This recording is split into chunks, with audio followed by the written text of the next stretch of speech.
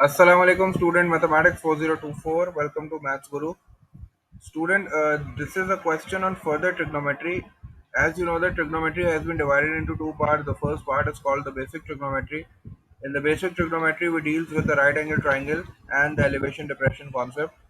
And the second part is called the further trigonometry, in which we discuss the non-right angle triangle and we discuss the strategies of how to solve a non-right angle triangle that includes sine rule, cosine rule, and we also discuss the formula of area of triangle of non-right angles, and furthermore we discuss about the bearings as well and the 3D word problems. So this question is related to further trigonometry, in which the first part is related to the bearing concept. We have to find the bearing of R from P, and in the second part we have to find out the area of triangle PQR. The question is already solved, so let's just discuss the solution of this question in this video.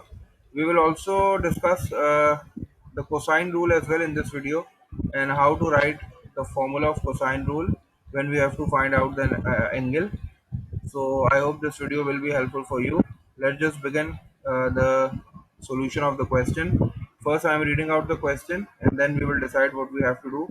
The question is telling us about three positions P, Q, and R. The bearing of Q from P.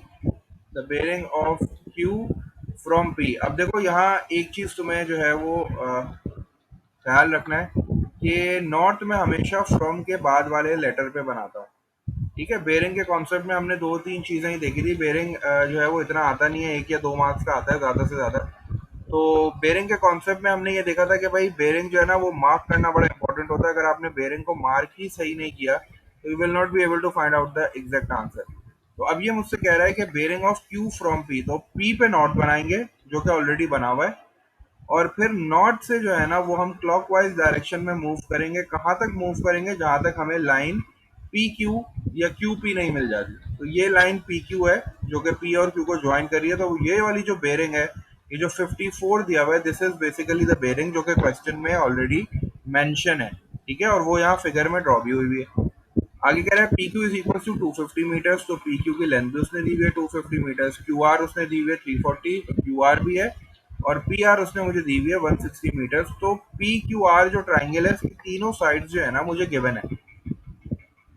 First part में मुझसे कह रहा है calculate the bearing of R from P. Again अब मुझे पहले bearing mark करनी है। अगर मैंने बेरिंग सही मार्क कर लिया ना तो मैं फाइंड आउट बड़ी आसानी से कर लूंगा।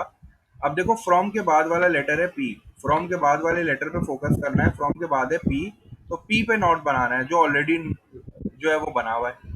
अब मुझे इस नॉट से क्लॉकवाइज डायरेक्शन में मूव करना है। कहां तक मूव करना है? जहां तक मुझे लाइन आरपी या पी आर नहीं मिल जाती।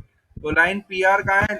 ये रही लाइन आरपी, और लाइन पी आर ये रही। तो इसका मतलब है कि मैं यहाँ से क्लॉकवाइज मूव करूंगा और यहाँ तक मूव करूंगा जहां तक मुझे लाइन पी आर नहीं मिल जाती। तो this is the bearing which I have to find out.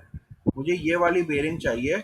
अब इस बेरिंग में मेरे पास थोड़ा सा पार्ट तो 54 है, लेकिन मुझे ये बाकी वाला पार्ट जो है ये फाइंड आउट करना है। अगर मैंने ये फाइंड आउट कर लिया तो मैं दोनों को एड अप करूंगा और मुझे मेरी बेरिंग मिल जाएगी। ठीक है, तो बेरिंग मार्क करना जो है ना ये बहुत इंपॉर्टेंट है।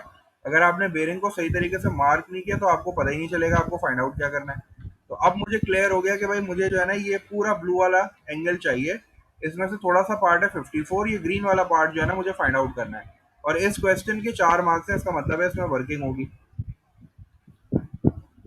अच्छा, अब चूंकि ये ग्रीन वाला जो एंगल है, this is a part of this triangle P Q R, और ट्राइंगल पी क्यू आर जो है वो नॉन राइट एंगल ट्राइंगल है, क्योंकि इसमें कोई एंगल 90 डिग्री नहीं है, तो ये नॉन राइट एंगल ट्राइंगल है। और नॉन राइट एंगल ट्राइंगल का मुझे एक एंगल चाहिए, और गिवन क्या है? मुझे उसकी तीन साइड्स गिवन है। तो अब मुझे डिसाइड करना है कि अगर नॉन राइट एंगल ट्राइंगल है और उसका मुझे एंगल चाहिए, तो मैं साइन रूल यूज करूं कि कोसाइन रूल यूज करूं, जो कि गिवन कंडीशंस मुझे बता रही हैं कि all the three sides are given. तो जब तीन साइड्स गिवन होती हैं तो मैं कोसाइन रूल यूज करता हूं, मैं साइन रूल यूज नहीं करता। साइन रूल के लिए कम से कम मुझे एक एंगल चाहिए होता है। तो चूंकि यहाँ एक भी एंगल गिवन नहीं है ट्राइंगल पी क्यू आर का, तो मैं यहाँ साइन रूल नहीं यूज कर सकता। कोसाइन रूल जो है वो दो कंडीशंस में यूज होता है। एक तो all the three sides are given, कोई भी एंगल नहीं गिवन है और तीनों साइड्स गिवन है, तो आप कोसाइन रूल यूज कर सकते हो। या एक इंक्लूडेड एंगल और उसकी दो साइड्स अगर गिवन है तब आप कोसाइन रूल यूज कर सकते हो। तो दो कंडीशंस हैं। The first one is all the three sides are given, तब आप कोसाइन रूल यूज कर सकते हो। और one included angle and two sides, या two sides and one included angle अगर गिवन है तब आप कोसाइन रूल यूज कर सकते हो। साइन रूल के लिए आपको कम से कम एक एंगल चाहिए होता है। अगर एक एंगल गिवन होगा और दो साइड्स होंगी तब आप जो है वो साइन रूल यूज कर सकते हो, और वो जो एंगल होगा ना वो नॉन इंक्लूडेड एंगल होना चाहिए। ठीक है, तो इंशाल्लाह मैं कोशिश करूंगा कि साइन रूल का भी एक क्वेश्चन तुम लोग के साथ शेयर करूं, तो उसकी अभी जो है वो एप्लीकेशन तुम लोग को दिखाऊंगा। अभी फिलहाल मैं कोसाइन रूल की बात कर रहा हूँ। तो कोसाइन रूल की एप्लीकेशन क्या है, एक तो ये है कि तीन साइड्स अगर ट्राइंगल की गिवन है तब आप कोसाइन रूल यूज कर सकते हो, और दूसरा ये है कि टू साइड्स और one included angle, two sides और वन इंक्लूडेड एंगल होगा तब आप कोसाइन रूल यूज कर सकते हो। अब देखो, मैं इस एंगल को मुझे फाइंड आउट करना है, मुझे पी फाइंड आउट करना है। तो चूंकि मुझे पी फाइंड आउट करना है तो मैं कॉस ऑफ पी से शुरू करूंगा, क्योंकि ये कोसाइन रूल है तो मैं कॉस ऑफ पी से शुरू करूंगा। ठीक है, ये फॉर्मूला है, लिखने का तरीका है, आप इसको याद कर लो, लेकिन मैं आपको लिखने का तरीका सिखा रहा हूँ, बहुत आसान सा है। कॉस ऑफ पी लिखोगे आप, पी के जो सामने वाली साइड है ये हमेशा सब्ट्रैक्शन के बाद जाएगी, तो आपने क्या किया, माइनस लगा दिया इधर एक, और आपने इधर एक प्लस लगा दिया। ठीक है, अब ये जो पी के सामने वाली साइड है ना ये माइनस के बाद चले जाएगी, ये माइनस के बाद आ जाएगी, तो यहाँ 340 आ गया, और 340 पे आपने स्क्वायर लगा दिया। और जो इसके अलावा दो साइड्स बची ना वो आप जो है वो स्टार्ट में लिख लोगे। ये हो गया 250, ये 250 हो गया, 250 का स्क्वायर हो गया, और दूसरी साइड कौन सी बची, दूसरी बची 160, तो यहाँ आ गया 160 का स्क्वायर।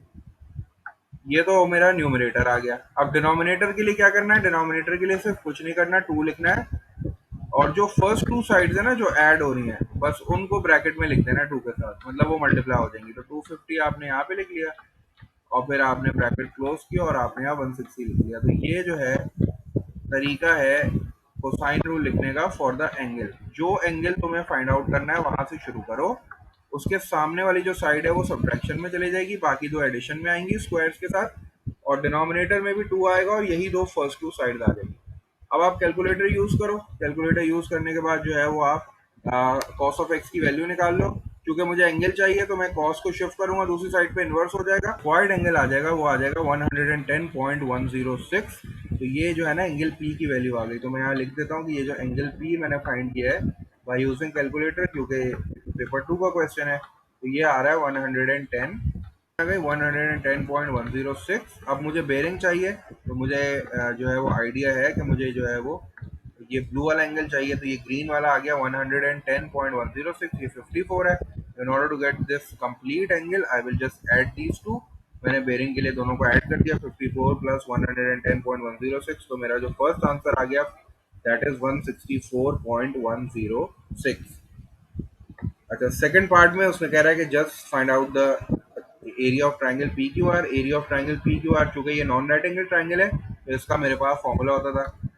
वो फॉर्मूला क्या होता था, वो बिल्कुल उस तरह ही होता था, हाफ आता था शुरू में, उसके बाद जो है वो दो साइड्स का प्रोडक्ट आता था, जो भी दो साइड्स हैं। ठीक है, तो जहाँ अगर फर्ज करो ए है तो ए आ गई और बी आ गई, इसके साथ एक चीज और ऐड होती थी, वो क्या होता था, वो होता था sine of the included angle.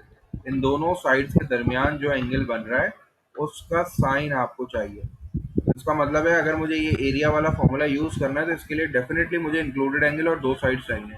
तो मैंने अभी एंगल फाइंड किया, ये वाला एंगल मैंने अभी फाइंड आउट किया 110, और ये दो साइड जो है मुझे गिवन है, तो मैं बिल्कुल ये फॉर्मूला यूज कर सकता हूँ, area is equal to half. चूंकि ये वाला मेरा इंक्लूडेड एंगल है तो इसका मतलब है ये वाली साइड और ये वाली साइड लूंगा। अगर आपने ये साइड ले ली तो ये गलत हो जाएगा। इंक्लूडेड एंगल अगर ये वाला यूज कर रहा हूँ तो इसके साथ वाली साइड लेनी है। इंक्लूडेड एंगल बेसिकली वो एंगल हो जाए जो दो साइड्स के बीच में बनता है। तो हमारे पास दो गिवन साइड ये है 160 और 250, तो हम ये इंक्लूडेड एंगल यूज करेंगे। अगर ये वाला इंक्लूडेड एंगल लेता तो मैं 250 और 340 यूज करता।